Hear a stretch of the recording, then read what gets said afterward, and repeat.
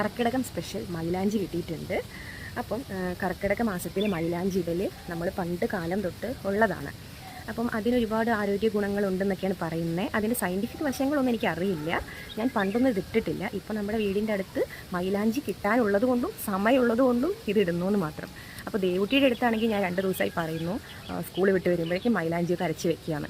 അപ്പോൾ എല്ലാ ദിവസവും ഞാൻ മറക്കും. അപ്പോൾ ദേവുട്ടി പിണക്കത്തിലായിരുന്നു കേട്ടോ. അപ്പോൾ ഇന്ന് ദേവുട്ടിയുടെ പിണക്കോ മാറ്റാം, നമുക്ക് കർക്കിടകത്തിലെ മൈലാഞ്ചി ഇട്ട് ആരോഗ്യം സംരക്ഷിക്കുകയും ചെയ്യാമെന്ന് വെച്ചിട്ട് പൊട്ടിച്ച് കൊണ്ടുവന്നതാണ്. അപ്പോൾ ഇത് അരച്ചിട്ട് ദേവുട്ടിക്ക് ഇട്ട് കൊടുക്കാം കേട്ടോ. ദേവുട്ടി ട്യൂഷന് പോയിരിക്കുകയാണ്. ട്യൂഷൻ കഴിഞ്ഞ് വരുമ്പോഴേക്കും നമുക്ക് സർപ്രൈസ് കൊടുക്കാമെന്ന് വെച്ചിട്ടാണ്. ഓക്കെ, ഇതാ മൈലാഞ്ചി അരച്ച് കഴിഞ്ഞു കേട്ടോ. ദേവുട്ടി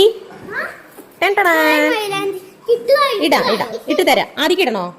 ഇട്ട് തരാം. നടക്ക്. ആദ്യക്ക് മൈലാഞ്ചി ഇട്ട് കൊടുക്കാം. ആദ്യം റെഡി ആയിട്ട് വരുന്നത് ആദ്യ നോക്കട്ടെ. അമ്പോ ആദ്യക്ക് ഇഷ്ടായാ? ഓക്കെ,